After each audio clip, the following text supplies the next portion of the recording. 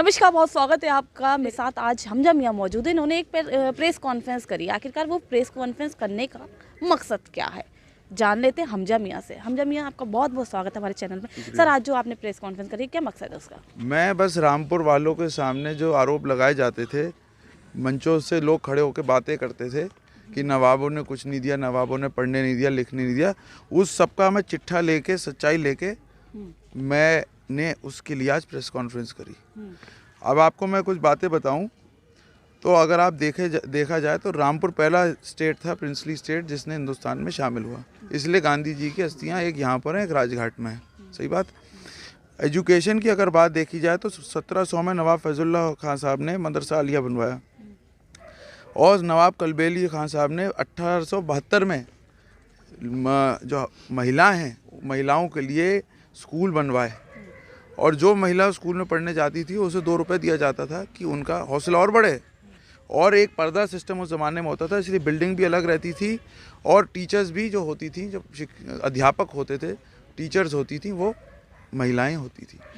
ऐसे पूरा कि हमने कौन कौन से स्कूल कॉलेज बनाए, कितने बनाए, पूरे कॉलेजेस की लिस्ट है। जबकि हमारा विपक्ष जो बातें करता है, उस विपक्ष के पास एक यूनिवर्सिटी बनी है और उस विपक्ष ने उस यूनिवर्सिटी के अलावा उस यूनिवर्सिटी में अगर आप फीस भी देखें तो फीस बीए की 1 साल की फ़ीस है 85,700, एमई की फ़ीस है लगभग 80,000।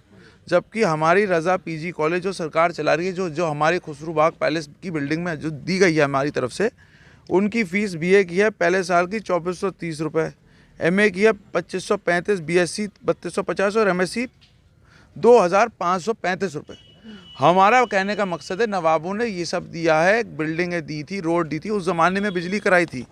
मैंने इस प्रेस कॉन्फ्रेंस के माध्यम से ये सारी चीज़ें पब्लिक के सामने लाई हैं। और अलीगढ़ मुस्लिम यूनिवर्सिटी और लखनऊ मेडिकल कॉलेज को भी डोनेशन देने का काम किया। और जब आज़ादी की लड़ी जा रही थी तो नवाब रामपुर ने डोनेशन दिया है। और एक रामपुर ही ऐसा प्रिंसली स्टेट है जहाँ पर अंग्रेज़ों ने ना हुकूमत करी थी और अब तो खैर कर ही नहीं पाएंगे, और ना किसी की हुकूमत या फिरौनियत हम करने देंगे। अच्छा, ये एजुकेशन का मामला जो अब चुनाव चल रहा है, अब आपको याद आया? पहले याद नहीं आया आपको? 35 स्कूल और कॉलेज हमने दिए मैडम। एजुकेशन का मामला तो हमें तो शुरू से, क्या मैं बता रहा हूँ, मेरे परिवार को 1700 से याद है, जबकि आप और हम पैदा भी नहीं हुए थे, सब कोई नहीं पैदा हुआ था। तो ये मैं जो, लेकिन मेरे परिवार ने किया, जो आरोप हम पे लगाए जा रहे हैं, ये उसके जो झूठे आरोप लगाए जा रहे हैं। देखो, इतिहास एक ऐसी चीज़ है जो ना मिटाया जा सकता है ना झुकलाया जा सकता है। तो जो बातें करी जाती थी कि नवाबों ने 8वीं पार पढ़ने नहीं दिया, ये उसके हैं। और मैं उसका एक उदाहरण आपको दूं, गवर्नमेंट रज़ा डिग्री कॉलेज लड़के और लड़कियों के लिए, Murtaza intermediate college, Raza intermediate college, Zulfikar inter college, Hamid inter college, Raza post graduate college, government girls PG college. आप जो बात कर रही हैं शिक्षा की, हमारे परिवार ने हमेशा चाहा कि रामपुर का युवा तालीम हासिल करे, शिक्षा हासिल करे और रामपुर का नाम आगे बढ़ाए। इंडस्ट्रीज़ की बात करी जाए तो कानपुर के बाद सबसे ज़्यादा नाम रामपुर का होता था इंडस्ट्रीज़ में। और उसकी भी मैं कुछ आपको 20वीं सदी की मैं आपको बात बताऊं, शुगर एंड टेक्सटाइल मिल थी, रामपुर शुगर मिल थी, रामपुर फर्टिलाइज़र थी, रामपुर मेज़ थी 1942 में। और 30 साल की लीज पर रैडिको खेतान को दिया गया था, जो आज रामपुर डिस्टिलरी है। तो मैक व्हील्स इंडिया भी 1960 में बनाई गई थी। तो मेरे कहने का मकसद है, उसमें एक रामपुर फर्टिलाइजर्स भी थी। कहने का मकसद है कि हमने हमेशा रोज़गार को आगे बढ़ाया। इन्होंने जब से ये आए हैं सियासत में, इन्होंने फैक्ट्रियों को ताला पड़वा दिया, लोगों को सड़क पर ले आए। और इनका विकास क्या, मैं ये भी बताऊं, इन लोगों का विकास है रामपुर वालों के घर तोड़ना, यतीम खाने की ज़मीन छीनना, मदरसा आलिया तोड़ना, मस्जिद तोड़ना, मज़ार तोड़ना, गरीबों के घर छीनना।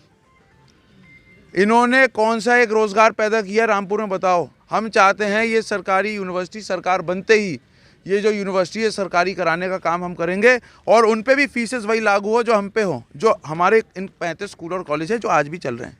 ना तो हम उसमें वाइस चांसलर हैं, ना तो हम बोर्ड ऑफ ट्रस्टीज़ में। इनकी यूनिवर्सिटी में वाइस चांसलर भी खुद हैं, ट्रस्टीज़ पे 60 ट्रस्टी हैं बोर्ड के, वो भी इनके सब परिवार के लोग हैं। आजम खान की यूनिवर्सिटी जो है, क्या लगता है आजम खान ने अपने फायदे के लिए मैंने आपको खोली है? ये फीस देख लिया, जो ये फीसेस में अंतर है, आपको इससे साफ ज़ाया हो रहा है कि ये खोला किसके लिए और क्यों खोला है। हमने ये 35 स्कूल और कॉलेज खोल रहे हैं, हम कहाँ बैठ रहे हैं इसमें? हम सरकारी प्रशासक बैठता है, प्रिंसिपल बैठता है, टीचर सरकारी होती है और फीस सरकारी होती है। हम ये चाहते हैं ये जितने इधर लोग खड़े हैं पूरे ज़िले के लोग वो भी ये हासिल करें, जबकि सरकारी जगह पे यूनिवर्सिटी बनी है, सरकारी पैसों से बनी है। पहली प्राथमिकता क्या रहेगी जीतने के बाद सरकार आपकी? बनती यूनिवर्सिटी हम प्राइवेट करेंगे, वो सरकारी करेंगे, प्राइवेट से सरकारी करेंगे। और फैक्ट्रियां लगानी है, हमें रोजगार चाहिए रामपुर के लिए। जनता के लिए क्या मैसेज देना चाहेंगे? जनता के लिए मैसेज कुछ नहीं है, जनता अपनी जगह सब समझ रही है। और 14 फरवरी को स्वार टांडा की जो पब्लिक है हमारी 34 विधानसभा स्वार टांडा, वो कपलेट करेगी 14 फरवरी को। देखिए ठंड का टाइम वैसे भी चल रहा है, मैं अपनी जगह जहाँ जाता हूँ ये सब जानते हैं, ठंड में सब आदमी अब शॉल कोई ओढ़ा हुआ है, कोई कंबल ओढ़ के बैठता है क्योंकि ठंड है, और गर्म चाय पीता है कप में, और हथेली लगा दो तो प्लेट। इसलिए साइकिल का कोई काम नहीं है इस ठंड में। साइकिल अब साइकिल के कारखाने हो गए बंद। बहुत धन्यवाद तमाम जानकारी देने के लिए। ये थे मेरे साथ हमजा मियां, जिनका कहना है कि इस बार चुनाव में कप प्लेट ही दिखाई देगा, साइकिल के तो पंचर हो गई है। मेरे सहयोगी के साथ मैं शीतल ठाकुर, जनता सत्ता, रामपुर।